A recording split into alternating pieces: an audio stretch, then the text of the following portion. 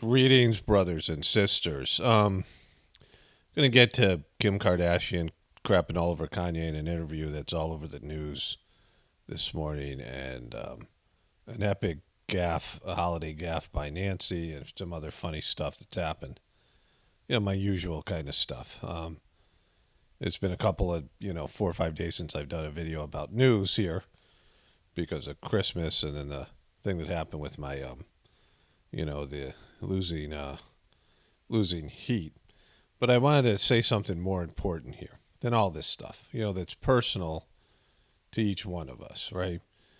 Because I know something, on a deep level. It's a simple thing. It's not brilliant. It's not, it's not something incredible or, but it's something that's important that I know that most of you don't know, and certainly most sheeple don't know. But it's real important for the truth community. That's why I always say, it's one of the reasons why I say, and be grateful. Gratitude is the key to life. Gratitude is everything in life. Grateful to God is the most important part, but grateful in general. Gratitude is everything, right? And I was just talking about this with my wife. And so, as many of you know, the people who run our propane business, or the propane business itself, was low on employees. And so something for, 4 or 5 years since we've been here, there's never been a propane issue. They just come and fill the tank. And we don't use the heat very much from the propane because it's not that cold usually.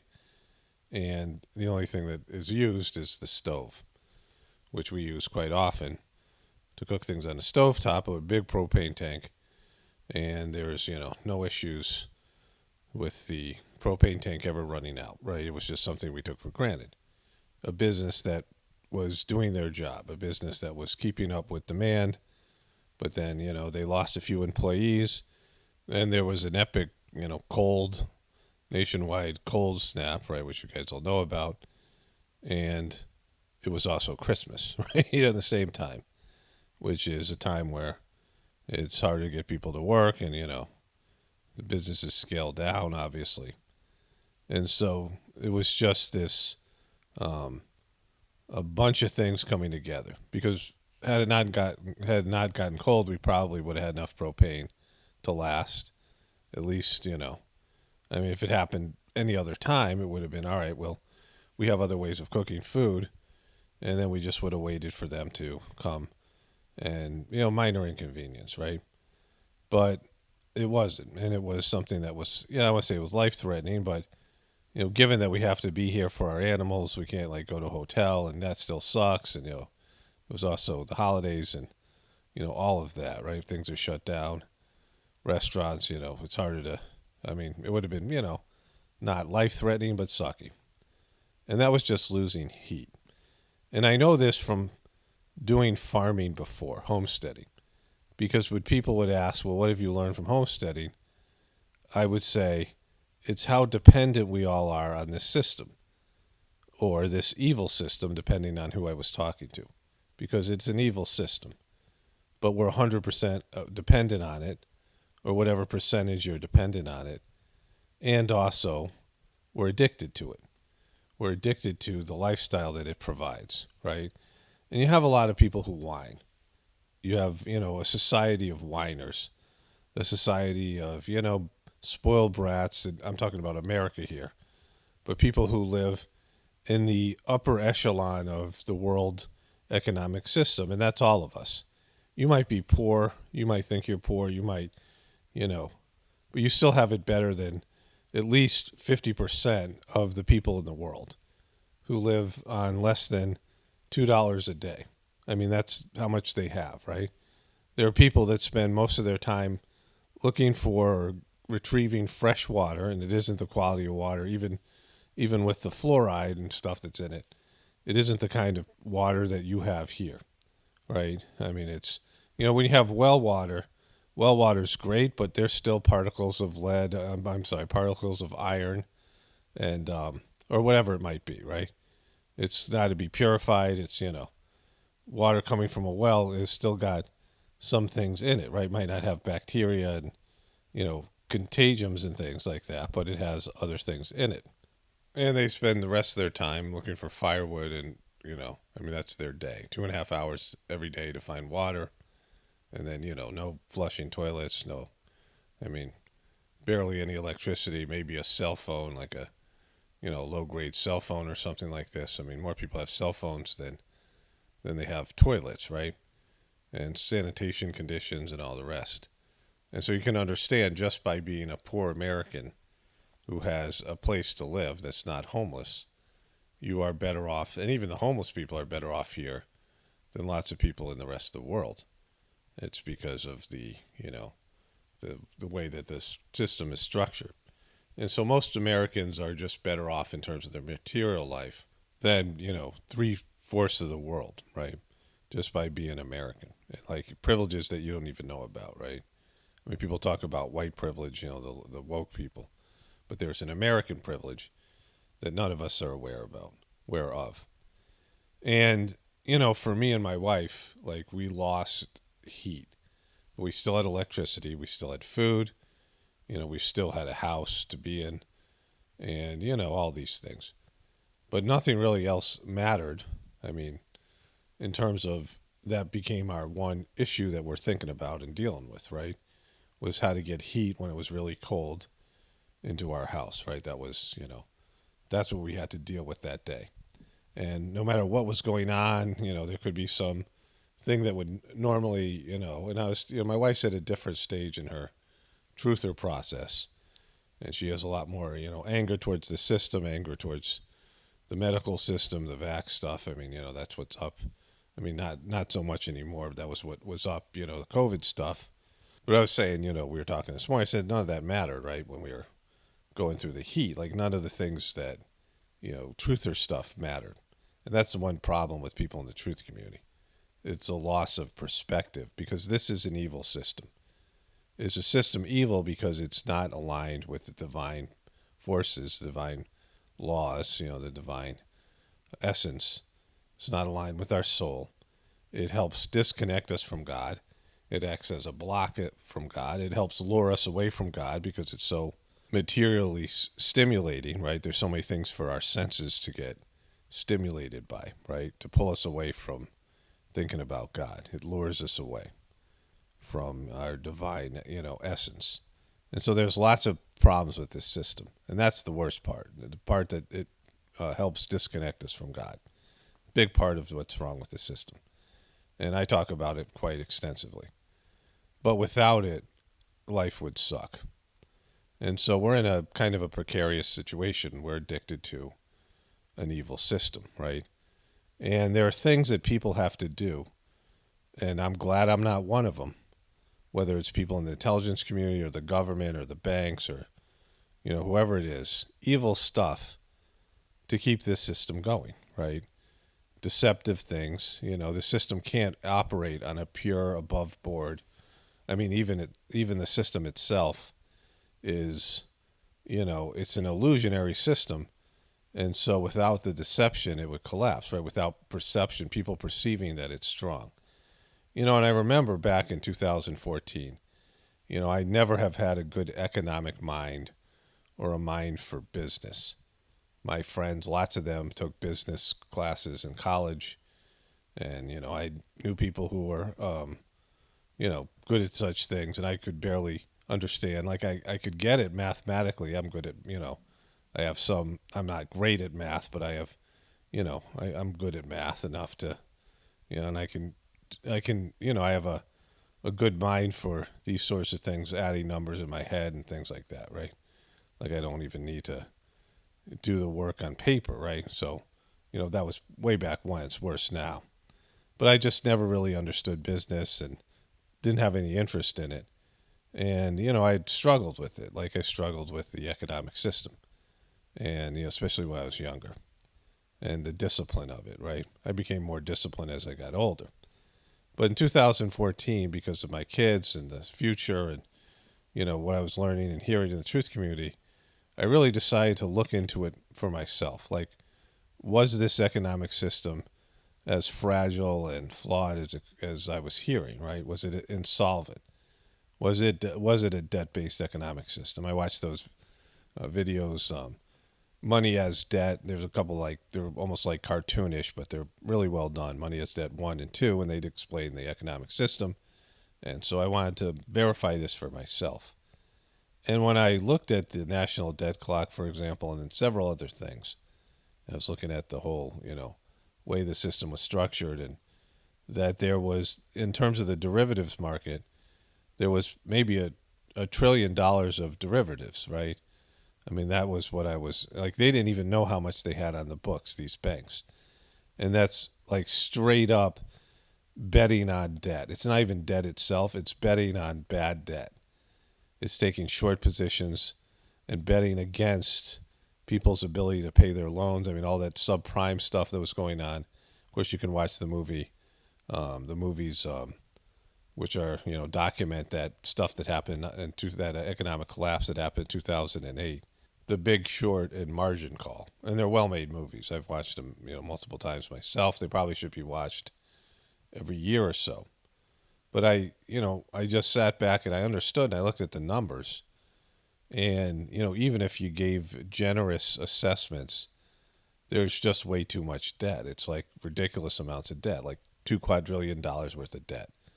That's our wealth. But if you paid off all that debt, our wealth would disappear. That debt is spending capital. That debt is how people create businesses and keep businesses going. People are trading debt back and forth. In fact, our currency is debt, all of it, right? And that's, the truth about our economic system, that if you paid off all the debt, all of our currency, our debt is our currency, would disappear. And so it isn't like you just get rid of the debt. The debt is what keeps it going. And they have to create more and more debt to keep the system afloat, but the debt is, at some point, it has no value, right? It has no real legitimate value. It's a promise. It's an IOU. It's something that, it's a claim that you have that somebody owes you something, right? And there's just too much. There isn't enough resources on this planet, at the current value of the dollar. The planet itself isn't worth $1 quadrillion, right? You understand this? If you harvested all the resources at this current value of what they are in terms of, what lithium is, what gold is, what platinum is, what oil is right now, what it costs in terms of dollars, that all the resources in the world, the whole world itself isn't worth. You could buy the world for $1 quadrillion. If you had $1 quadrillion, you could buy everything in the world, right? I mean, that's, even if that wasn't true, $2 quadrillion. I mean, so there isn't enough resources to process and to make them available. A lot of stuff's buried in the ground. And you ever watch any of those shows like Gold Rush or something like that? What it costs to get the gold out of the ground, what it costs in fuel, what it costs in labor, right? What it costs in, all these types of, the machinery and all these things. And so you have to assess, how much it costs to, anything, right? If you're, let's say you're starving, right? You don't have a lot of, you don't have any food and you have the ability to get food, but is the energy that you're going to spend when you're, to use to get the food more than the food itself? I mean, that's actually a thing, right? That you'll burn more calories getting the food that, it depends on what it is. Is it a mouse, right? Like something like that. Is it a, handful of food? Is it something small? And then you're going to burn, twice as many calories to get that amount of food. And it becomes something that you have to think about in terms of your survival. So I looked into this and the debt-based economic system, right? And I was going through a divorce itself. At the time I was going through a marital divorce, and also, it was the beginning of my understanding. It took me years to accept it, right? That the Sahaj Marg system was now compromised by the current president of the system. So I was losing things, right? I was losing the dream and the goals of an intergenerational family farm. My kids are now all estranged, all these things that happened. I mean, I still have, my son still lives with me, and we have a a positive relationship, but he has different goals and things. He doesn't want to do the intergenerational family farm, and there was this, secondary idea that I had that even if we didn't have an intergenerational family farm, my kids would have each other because they grew up on a homestead and they had very close relationships at one time and things like this, and that they could help each other, depend on each other. So at least they would have that. But then they just couldn't get along either, right? So, all of that was a waste. Like all of that. I learned things and I provide information for you all here that I learned from that, right? The homestead and the doing things differently. But in terms of the goals that I had, and we had as a family, they were done. Like that was it. And then I was like 51 years old or whatever it was. And I had to basically start my life over. Like everything that we had tried to protect our kids from, like the internet and social media and all these things, they were now engaged in. They were having normal lives. Like they had to now figure out their lives because the alternative was gone. And it was never really, going to happen. Like I had to come to terms with that no matter how much better I was or if, lucky breaks had gone one way, had gone a good way instead of a bad way, none of that would have mattered. It was going to fail no matter what. It wasn't going to work, right? And my kids had their own destinies, and really they weren't going to choose this thing anyway, right? They were going to go off on their own. They had their own, whatever personalities, and so none of it was going to work, right? It was a failed, you know, whatever. It was failed from the very beginning, the get go. But what I've learned from all of it is no matter how evil the system is or how dysfunctional the marriage is or, the stuff to do with the Sahaj Marg now, my meditative process with the collapse of the organization is that, no matter how bad it sucks, the anger and the bitterness that you can have and just resentment that can invade your system and all the petty complaints you also have, all the ways you feel slighted or wronged or insulted or, unfairness. And then it gets into, F you, God, right? It always comes back to God at some point, right? Because you're like, God, you messed up here. Why did you mess up this? You start blaming God for everything, right? This is what I'm talking about, gratitude. But when the boop really hits the fan, when things really go south, none of that stuff matters. None of it matters, right? For me, I was lucky in my divorce because things got immediately better as soon as I was separated from my ex. It was like, and it was still sucky. It was really stressful. It was a difficult time, right? When my now wife, met me, she thought I was really stressed out. And I was like, I'm less stressed out now. And I'm like, well, you should have seen me when I was, I was much happier then. I had a lot of stressors and, trying to rebuild everything and, all of that, right? Trying to reinvent my family, reinvent me, my goals and my whatever it was. That was a big deal. It was a hard thing to go through. But most people aren't that lucky in divorce. Like things got better for me. And then now with my, current wife, things are, so much better. And I'm grateful like all the time, right? Just from all of it, right? Just the, but it's the contrast and it's the timing. Like my wife and I were talking about if we had met each other earlier, we wouldn't have as good a relationship, which sucks because, we could have had more time together. But it's just, it's one of those things where it's about the timing as well and really being able to appreciate what you have because you've experienced something else, right? When you've been through worse relationships, you appreciate the better ones. But let's say you like just get hateful towards your spouse. You like hate each other. And all you can think about is getting away from each other.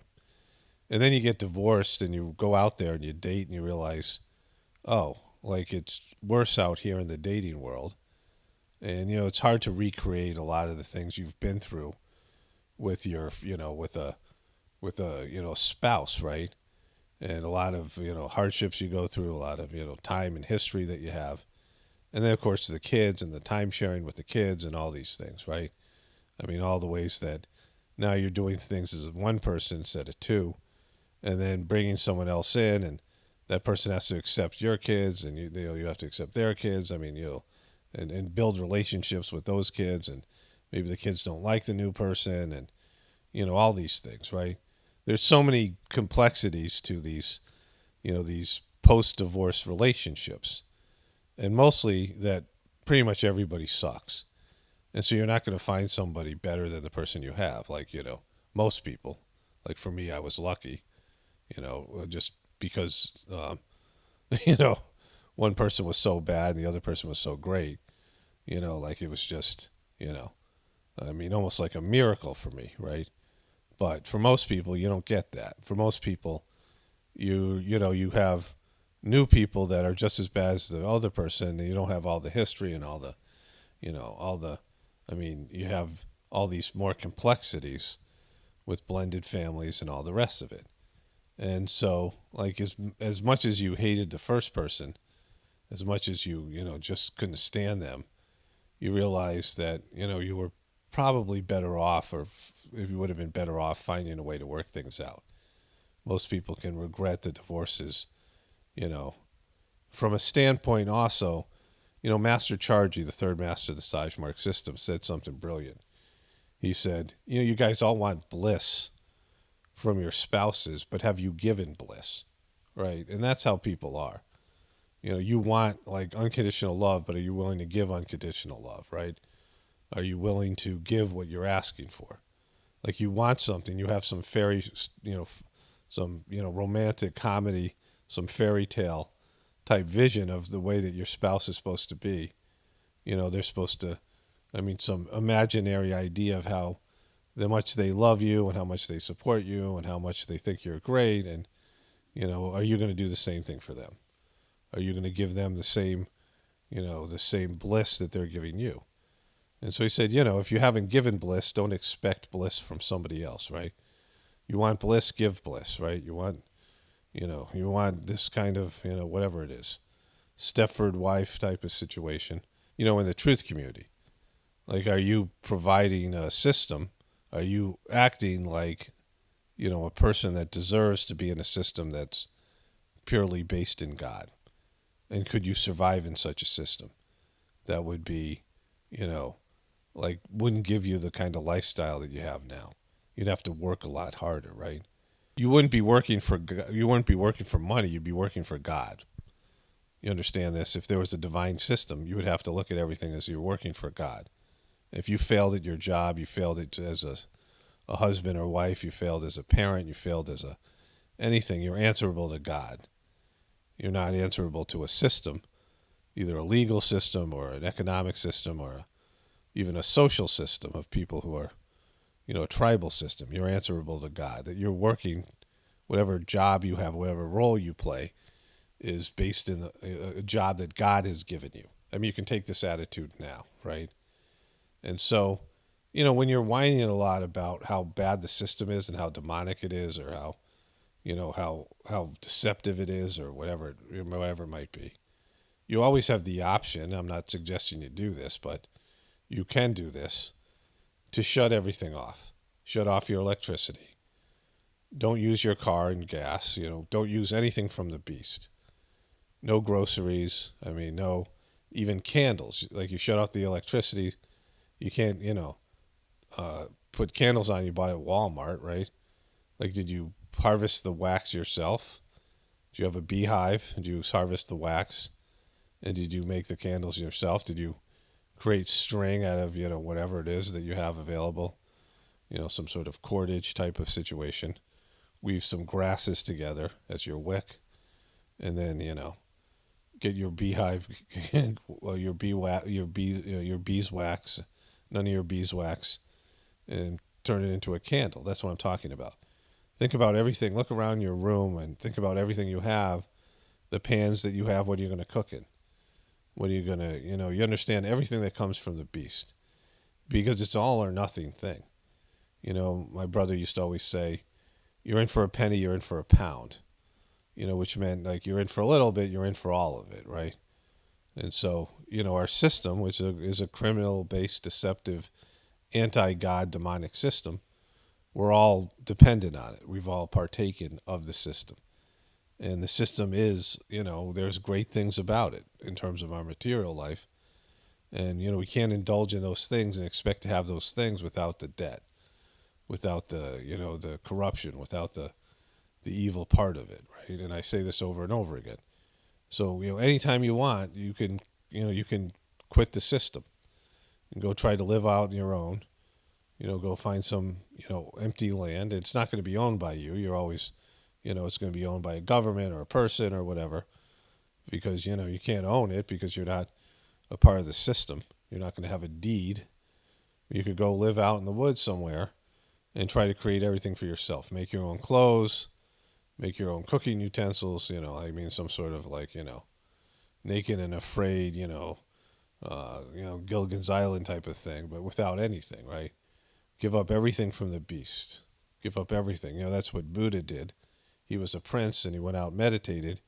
He gave up everything from his what would have been his inherited kingdom, and he went out and sat under a tree and meditated, right? People walk away from society all the time.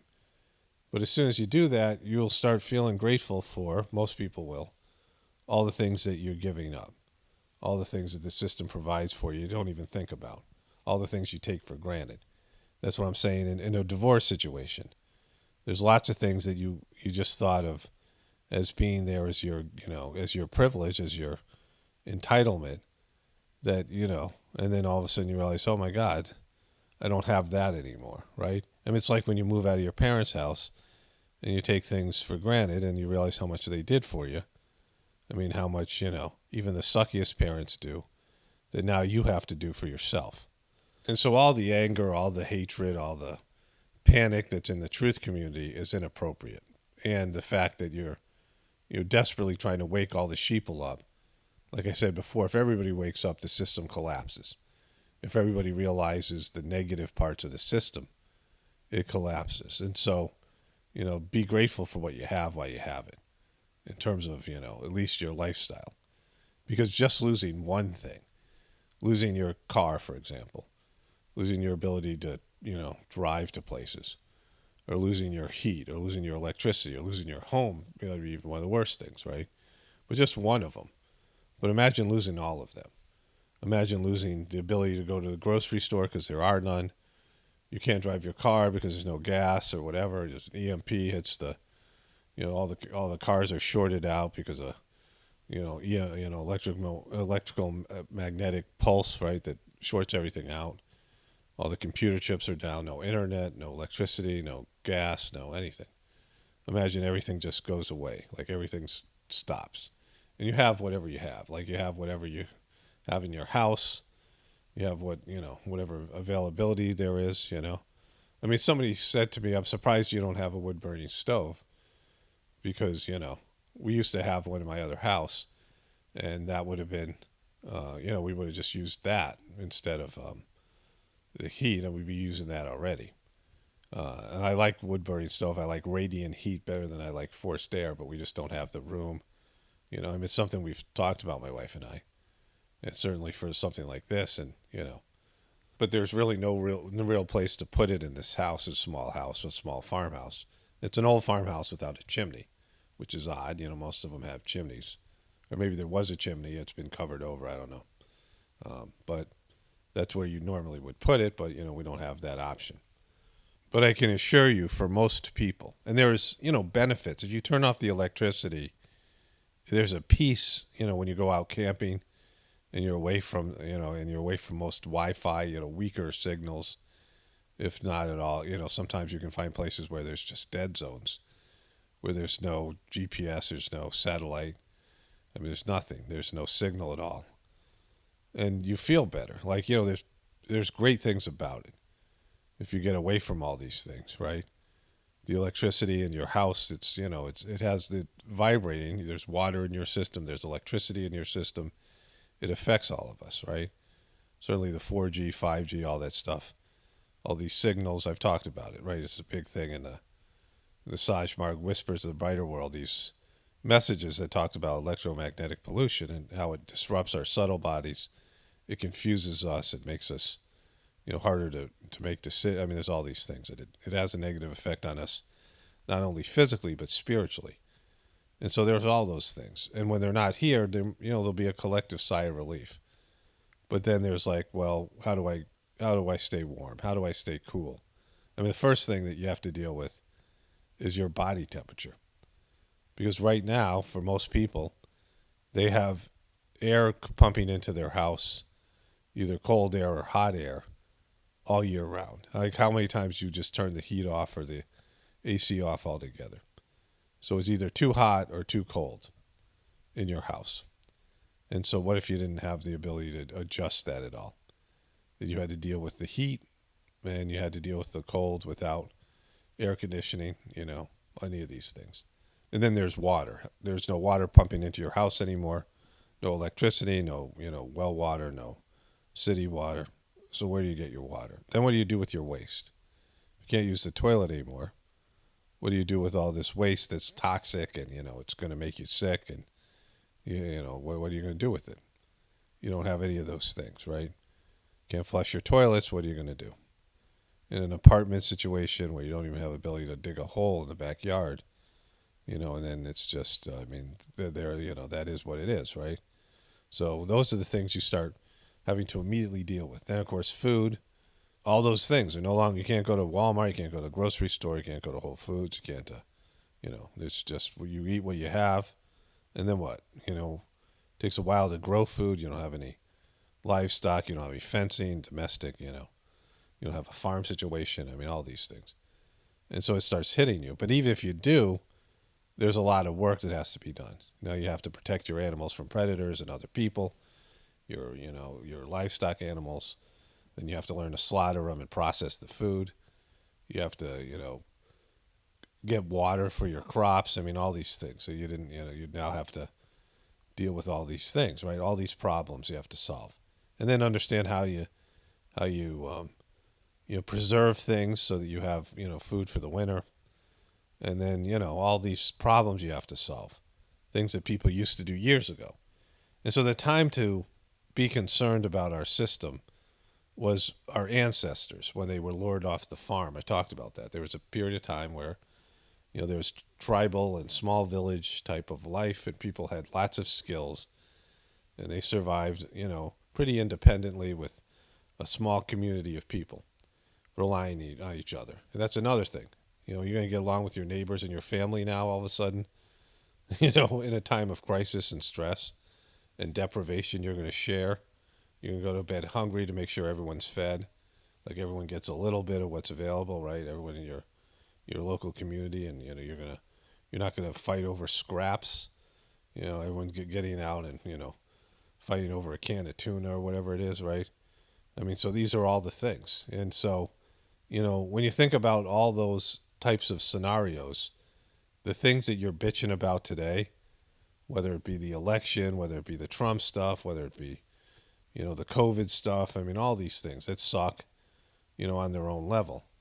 None of those things matter, right? Like most people, if they, they could be the biggest anti-vaxxer and, hate the whole thing. And if you had that scenario where the system just shuts down and you have to deal with all this survival stuff all at once, the majority of anti-vaxxers would rather go back and take the jab than have the system collapse, because you don't appreciate what you have, at least in terms of your material life. Yeah, it's screwing us over spiritually. Yeah, it's, not a good system. It's a demonic system, but it's all we know. And the alternative is, an apocalypse, right? A complete collapse of the system. And, realizing that you have no skills, you're weak, whatever it is, right? And that you have to, you have a huge learning curve just to survive. And it's going to be nothing like you had before. And you're going to live in fear and all these things as well because of the chaos. I mean, if the system just disappeared today, none of the things you're upset about would matter anymore, right? It would just be about survival. All right, well, so those are some happy thoughts. Let's check in with the Kardashians, right? To fully understand, like, how insane our country is. Like, we just, every day I see stuff, but it's become normal, right?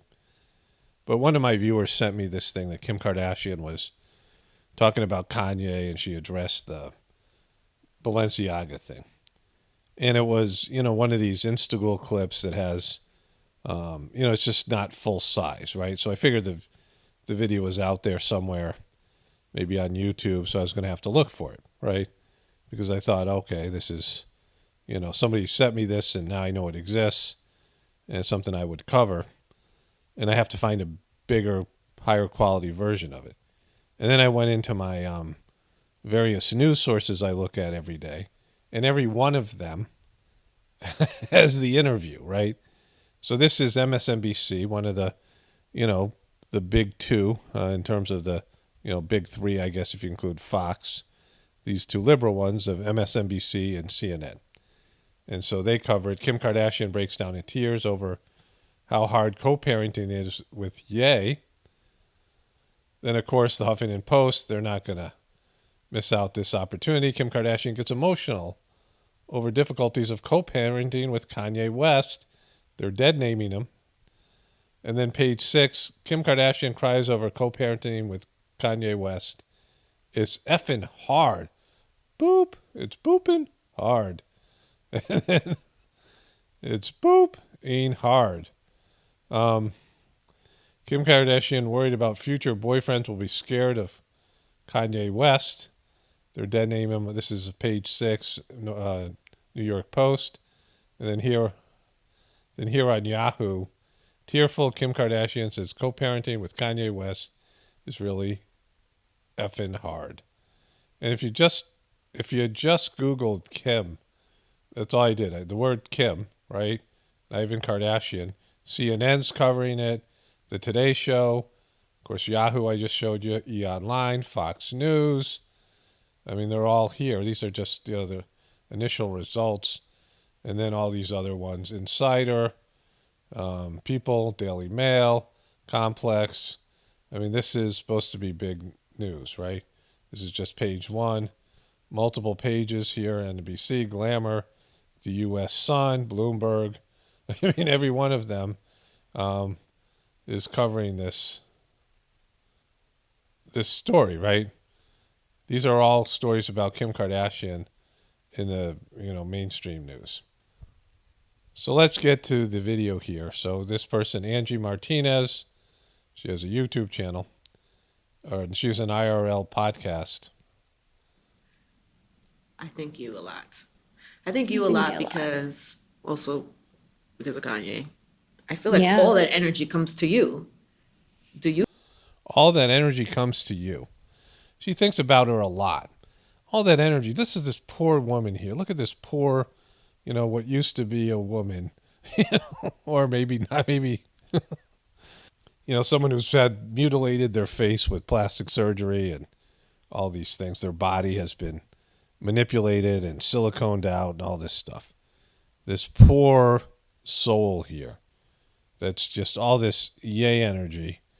All this negative energy towards Ye is coming towards her. You feel like that? Yeah. Yeah. And I used to really feel that way, and I know, we know. I used to always feel that way. I mean, I feel like I've felt a little bit of separation since Separation. That's how I talk. I'm from the Valley. I filed for divorce like 2 years ago. So I started to slowly feel that separation. That separation. I felt that separation. Did you not have the separation 2 years ago? The separation. But, talking about butts. I think that will always follow me. I think you're so gracious. We know. Just about it, I'll be honest. I thank you. Thank you. Let's play that clip again. This last one. She says, the interviewer says, I think you're being really gracious about this. I'll be honest, right? And, this is another, whenever you say that means you're a liar the rest of the time, right? Whenever you have to tell people you're telling the truth, that means, you're lying the rest of the time. Oh, I'll be honest. I think you're so gracious. And then Kim Kardashian goes, thank you, right? Let's watch that. That's great. Just about it, I'll be honest. I thank you. Thank you. I definitely protected him. And I still will. She's going to protect him. I protect him. I'm very protective. I'm not protecting him right now by crapping all over him and talking about him like he's an evil person and I'm so good and I'm going to take the high road because he's going to take the low road and everyone's going to say it. Remember that? So here was something else I covered. Kim Kardashian is taking the high road in co-parenting. They're announcing like that's the fact. And this is from the Ellen Show. Kim Kardashian says she tries to take the high road. So she's taken the high road. E! Online, Rolling Stone, In Style, USA Magazine, Cosmopolitan, all this mainstream media. And they're talks about protecting Kanye and taking the high road. New York Daily News, Fox News, Yahoo. This was something else I covered. She did an interview with Ellen, and everyone was talking about how this was the bumper sticker. I mean, the bumper sticker mentality, all these news media covering it, BuzzFeed, Hollywood Life, Page 6, that she was taking the high road when she is the low road, right? Let's get back to it here. So in my home, my kids don't know anything that goes on the outside world. And I've managed. How do you do that? How do you do that? How do you do that? I know I'm like so close to that not happening, but while it's still that way. Okay, so here's the problem I have with this, and it's the problem I have with any time that, this is the same thing I said about the high road, that she is a Babylonian hoe, right? She is, a coven of materialistic witches over there. That she got her fame because her dad was an ambulance chasing O.J. Simpson lawyer, right? She represented O.J. Simpson, who was somebody who is a convicted murderer, and we don't know the official story. We know the official story, and we don't know what happened, but it looks like O.J. did it, right? And that sensationalistic trial, and O.J. being the first reality TV star, starting with the car chase and everything that followed, and her family getting a bump in the fame rankings, and then getting another bump when her mom told her then boyfriend Ray J, the brother of Brandy, who was famous at the time, and he was, they were a little bit more famous than the Kardashians, Brandy and Ray J, and told him to release the tape, gave the tape, provided the information of the sex tape between him and Kim Kardashian. And she was, basically a porn star, an unpaid porn star or whatever. And she's now a billionaire. Her sister's a billionaire. The whole family's worth all this money. They've been influencing young children, young girls mostly, but, girls who are going to influence boys, to be materialistic, to have this superficial, in terms of your appearance, the plastic surgery, all of it, right? That's stupid. There's just so much stupid entitlement, annoying accents, all of it, right? They've helped degrade this society much like Madonna, and they have these coven of materialistic witches over there. And so to make her the good guy, right? To say she's the high road, at least Ye is honest about who he is. Like, Ye isn't holding anything back. Like, he's not hiding something. Like, he's, whatever lying and manipulation he's doing, it's easy to see, at least to think about. He may not be the greatest person and whatever it is, but he's been demonized and villainized, and a lot of it is him just telling his truth. And she's not telling her truth, right? Like, she's doing this interview. Everything she does is for public opinion and to try to make herself look like a good guy. And she's not a good guy. She is a negative. Like, she has a negative influence on society. Ye at least produced good music, right? I enjoy his music. And he's done things to make me laugh. Like, he's entertaining. Like, she's like nothing, right? Other than mocking her accent, she is of no use to me, and the rest of us. Like, she's making the world a worse place. At least Ye's an artist. He's got a talent. What's her talent? What's her ability, right? What's her superpower? To put on, silicone in her feminine areas to get her face mutilated, to talk in an annoying accent and be superficial and appeal to the lowest level of intelligence and, the young women of, the makeup world, all these things. What is she doing to make the world a better place, right? How is she the hero in this story? I will protect that to the end of the earth as long as I can. Like the end of the earth as long as you can. I will. I mean, my kids, they don't know anything. How? Yeah, that's good. That's great. Your kids don't know anything. You're the mom of the year. School, like some of my best friends are the teachers. Come on now. Some of your best friends are the teachers. Is Paris Hilton one of your kids' teachers? You hang out with teachers, right? That's what you're saying. None of the kids have ever said anything to my kids. Okay. Your kids have their own lives that you're not aware of.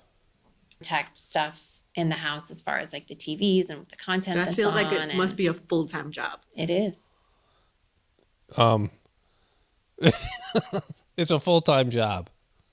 Yeah. It is. Yeah. Yeah. But She works so hard. She's a hard worker.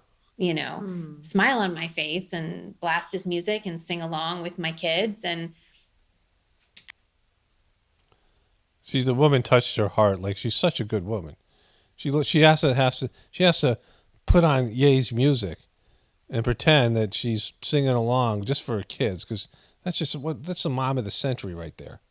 That she's driving in her, $100,000 vehicle to their private school, and her, ex-husband, who used to be a billionaire, one of the most popular musicians, and they want to listen to some of his music, and she has to just sit there and take it and not tell her truth.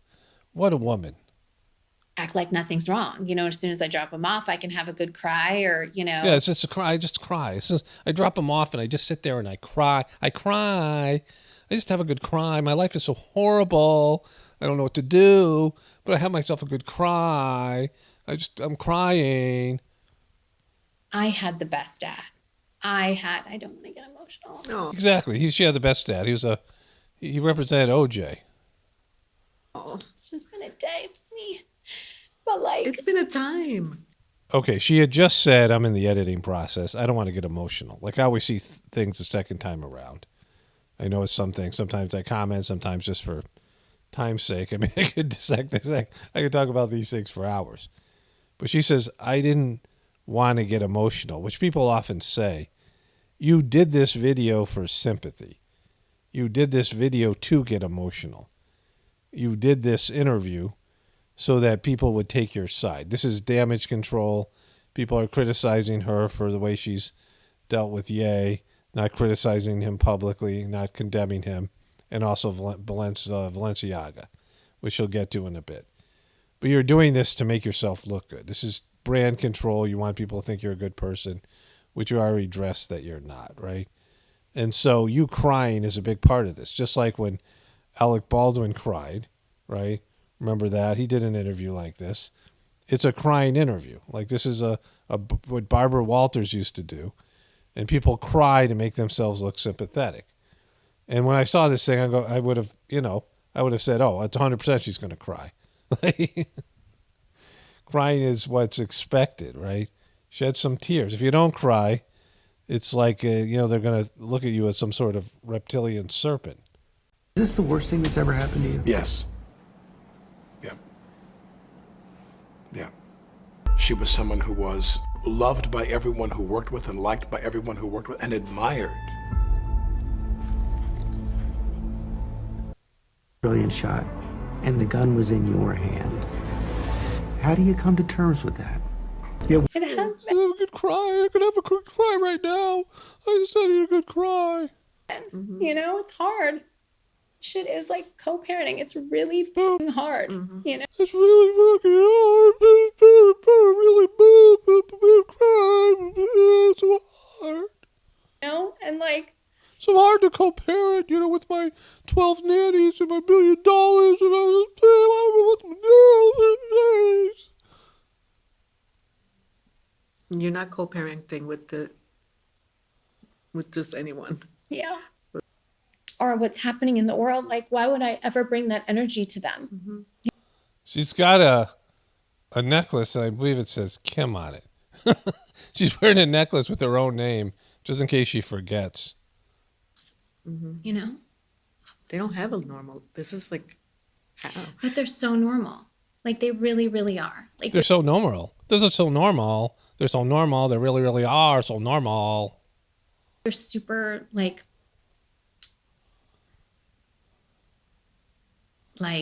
super creative and super. They got that from me. You know, I'm such an artist.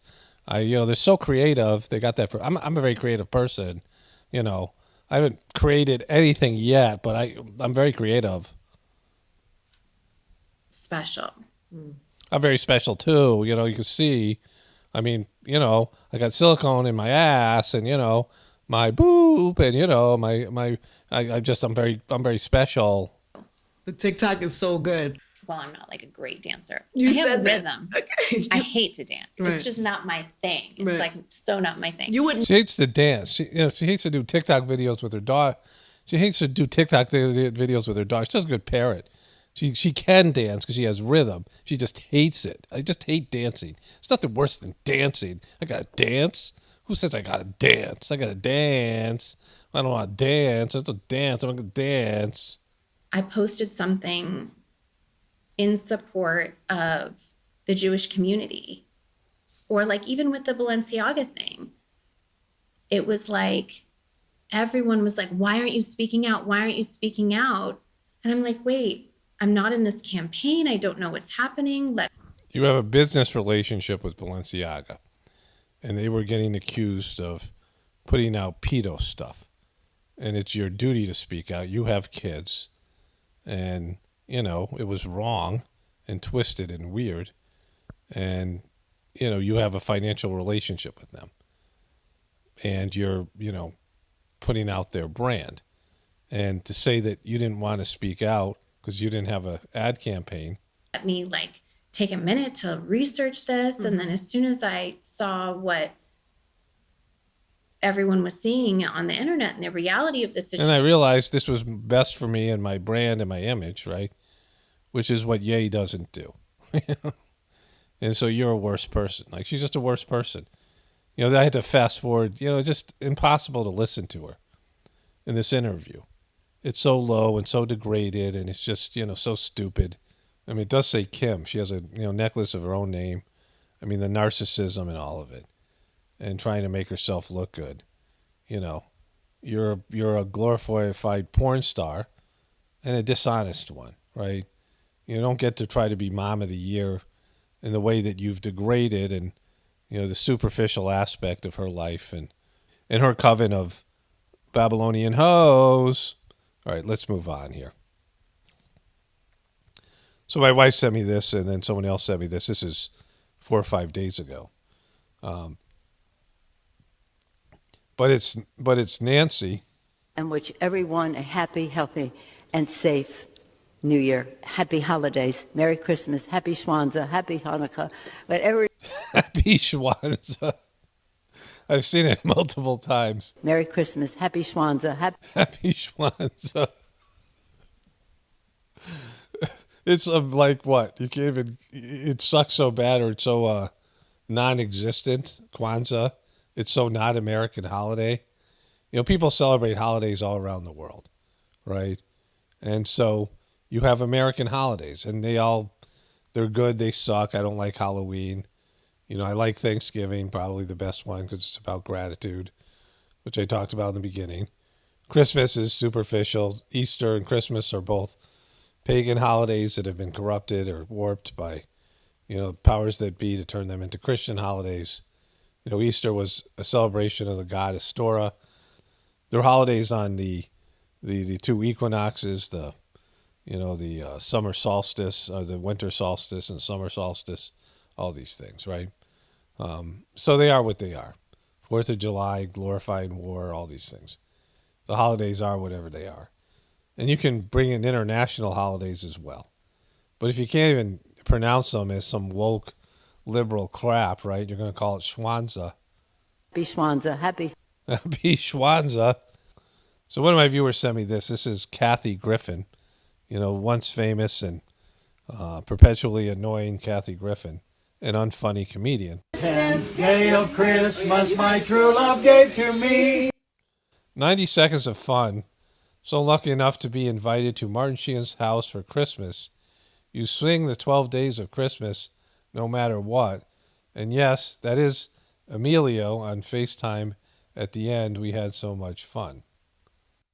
10 pipers piping, 9 drummers drumming, 8 maids of milking, 7 swans a swimming, 6 geese a laying, 5 golden rings, 4 collie birds. Can you imagine inviting Kathy Griffin over for Christmas? 3 French hens. So that's Charlie Sheen. And you wonder why he's so effed up, right? I guess people have their family fun, right? And, if you enjoy it, you enjoy it. I don't care. People can do whatever they want. But it's not for me, right? On the 12th day of Christmas, my true love gave to me.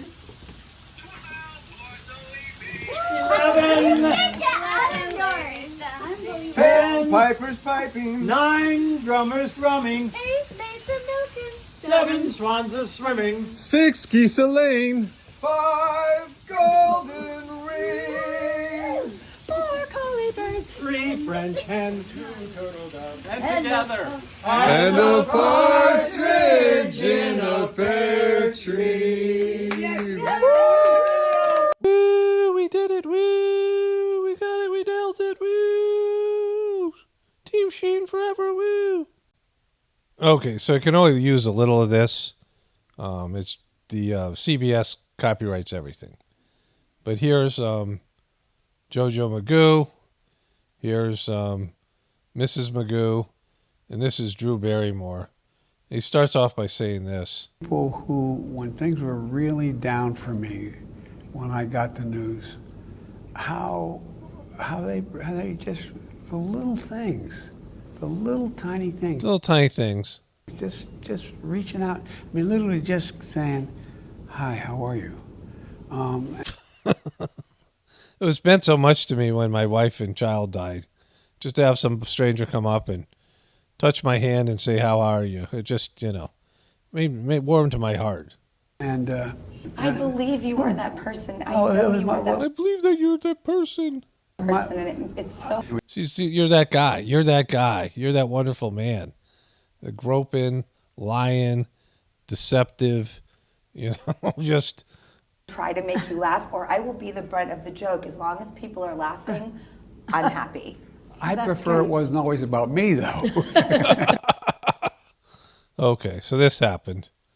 I wish I could go through it and just, pick this whole thing apart, but, they'll copyright me. So this is one Jill Biden, Dr. Jill Biden, educator extraordinaire. So when my son was away, my granddaughter, just like you kids, really, really missed her daddy. So Was that your crackhead son or the one who died? I wrote this book to tell other kids, because there's lots of kids who don't know what it's like. Some kid just yell, "Shut the boop up," right? Which again, don't encourage. I'm not encouraging that behavior. No, thank you. That's not nice. Somebody yelled, "It's not nice." So that happened. Former Trump White House aide, 26-year-old Cassidy Hutchinson. You'll remember. She's a hero.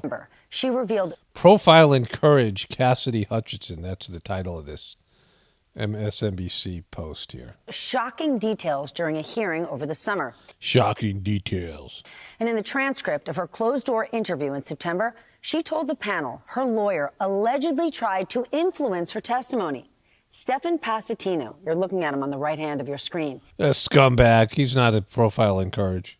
His fees were paid by guess who? Trump allies. No way. I would have never guessed that. I was going to say Joe Biden. Hutchinson testified that as she prepared for her very first interview with investigators earlier this year, Passatino told her, quote, "The less you remember, the better. Keep your answer short, sweet, and simple. And I don't want you to perjure yourself, but I don't recall isn't perjury. They don't know but what you can and cannot recall. Boom, exactly. They can't prove it. So given all of that enormous pressure, this 26-year-old... You know, exactly. That's never happened in Washington, D.C., where someone got up there and said, oh, I don't remember. Like Donald J. Fauci, he didn't just get up and for 9 hours and say, I don't recall. Fauci never did that. Fauci would never do such a thing. Nobody in Washington has ever got up and just said, hey, I don't recall. That's never happened. Old woman who was part of the Trump administration. What did she do? She did something very, very few others did. She did what was right. As NBC News put it earlier today, quote, Cassidy Hutchinson knew she was going to be nuked. She was going to be nuked. Exactly. She's getting nuked right now. Everybody hates her on the news and the media in Washington. She's just being destroyed left and right. Turning on Trump, but she did it anyway. A reminder of her courage and her bravery. In the face of threats... She was so courageous and brave. Pressure and attack. I mean, there's nothing more brave than getting up there in front of a committee that's doing a witch hunt on Trump or being in front of the media and bashing Trump. And, you know, I mean, nobody gets away with bashing Trump. I mean, there hasn't been anybody who wrote a negative book about Trump or said bad things about Trump. I mean, you just can't do it. Like, it just takes so much courage. From the right, the former junior White House aide, a girl from New Jersey, showed absolute... She's just a girl from New Jersey. ...and true patriotism. She's a patriot. For a party that claims to be the one of patriots... Exactly. That party is not. Cassidy Hutchinson is the real deal. She's the real deal. Take it from this former Wall Street banker. And on that note, we will allow Miss Cassidy Hutchinson to take us off the air tonight. Where'd she go? You didn't do that at all, huh? Wait, you didn't do that. We don't see her. What happened to her? What happened to Miss Courageous Cassidy Hutchinson? So to get into the spirit of 2023, boop, it just F it. Only spirituality will save this world. It's Paul Romano, definitely reporting from the apocalypse of the ascension. Everyone have a blessed day and be grateful.